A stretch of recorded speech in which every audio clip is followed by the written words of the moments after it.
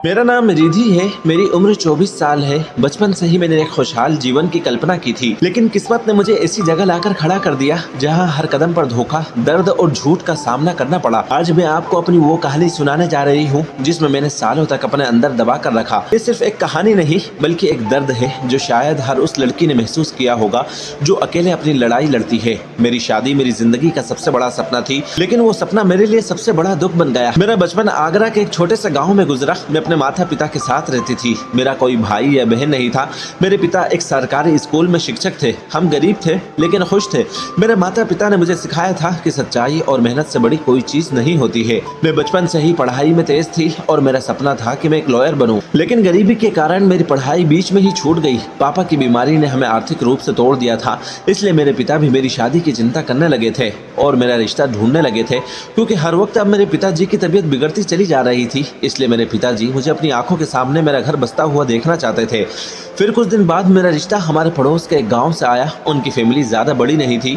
उनका छोटा सा परिवार था। एक मेरे होने वाले पति राजू और एक मेरे देवर और सास ससुर। मेरे पिता को यह रिश्ता बहुत अच्छा लगा था, इसलिए उन्होंने बिना देरी किए मेरी शादी तय कर दी और 2 महीने में ही मेरी शादी भी हो गई। मेरी शादी बड़े धूमधाम से हुई और मैं विदा होकर ससुराल आ गई। मेरे ससुराल वाले मेरा पूरा ध्यान रखते थे, लेकिन ये सब सिर्फ एक दिखावा था। मैंने सोचा था कि शादी के बाद सब कुछ ठीक हो जाएगा। जब मैं शादी करके आई तो लगा जैसे मेरा सपना पूरा हो गया, लेकिन ससुराल की चमक धमक के पीछे छिपे अंधेरे को मैं नहीं देख सकी। मेरा पति राजू एक साधारण आदमी था जो अपने काम में व्यस्त रहता था। मुझे अपने ससुराल आए हुए पूरे 3 महीने हो चुके थे और इस 3 महीनों में मैं काफी कुछ समझ चुकी थी। अपने पति का बर्ताव और अपनी सास का रवैया और देवर की दोस्ती और ससुर का बर्ताव सब कुछ समझ आ चुका था। अक्सर जब भी मैं अपने ससुर से आशीर्वाद लेने जाती थी तो वो मुझे बड़ी ही अजीब नजरों से देखते, लेकिन अब तो मुझे उनकी नजरों से जैसे तकलीफ होने लगी थी। वो अक्सर मेरी तारीफ किया करते थे और कहा करते थे, बहू तुम अपने मायके मत जाया करो, तुम्हारे बिना ये घर बहुत सूना लगता है और इस घर की खूबसूरती खत्म हो जाती है। मैं सोचती थी भला मेरे मायके जाने से इस घर की खूबसूरती कैसे खत्म हो जाएगी, जबकि मेरी सास तो अभी जिंदा है। उनकी बातें सुनकर मुझे हर वक्त कुछ गलत होने का एहसास होता था। मेरे ससुर का नाम सुशांत रॉय था। अक्सर वो घर के कामों में मदद करने के बहाने मुझे बुलाते और नजदीक आने की कोशिश करते थे। वो जानबूझकर मेरे पास खड़े होते और कभी कभी मुझे छूने की कोशिश करते।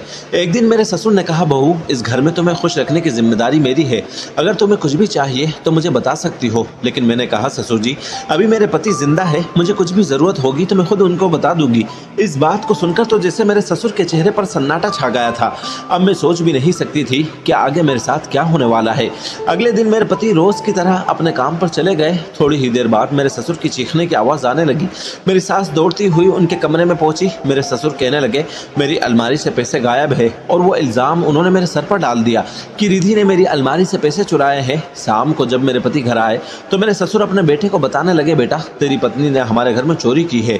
मेरे पति ने भी मुझसे कुछ पूछे बिना मुझ पर शक करने लगे। उसने कहा, अगर तुमने कुछ नहीं किया तो साबित करो। मैंने कहा, राजू साबित तो आपके पिताजी को करना चाहिए कि मैंने चोरी की है। तभी मेरा देवर भी काम से वापस आ गया था। उसने मुझे समझाया और मदद करने का वादा किया और कहा, भाभी आप चिंता मत करो, मैं सच्चाई का पता लगाऊंगा। अगली रात मेरे पति घर लेट से आने वाले थे। तभी मेरा देवर मेरे कमरे में आया और उसने मुझसे सारी बात पूछी। मैंने भी उनके बाप के बारे में उनकी सारी हकीकत बता दी। फिर हम दोनों देवर भाभी ने एक प्लान बनाया और अपने कमरे में एक गुप्त कैमरा लगवा दिया। मैंने सोचा अगर मुझे अपनी बेगुनाही साबित करनी है तो सबूत जुटाना होगा। मेरे ससुर एक रात मेरे कमरे में आए और मुझे धमकाने की कोशिश करने लगे।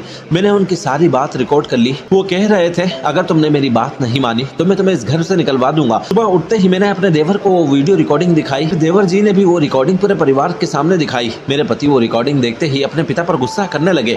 मेरे देवर ने बीच में आकर उनको अलग किया। मेरे पति ने कहा, आपने हमारे परिवार को शर्मसार कर दिया है। आज से आप हमारे लिए मर चुके हैं, अब हम यहाँ नहीं रह सकते। फिर कुछ दिनों बाद मैं अपने पति के साथ शहर आ गई हूँ और एक अच्छी सी जिंदगी गुजर कर रही हूँ। मैंने सीखा कि एक औरत को कभी चुप नहीं रहना चाहिए। सच्चाई के लिए आवाज उठाना जरूरी है।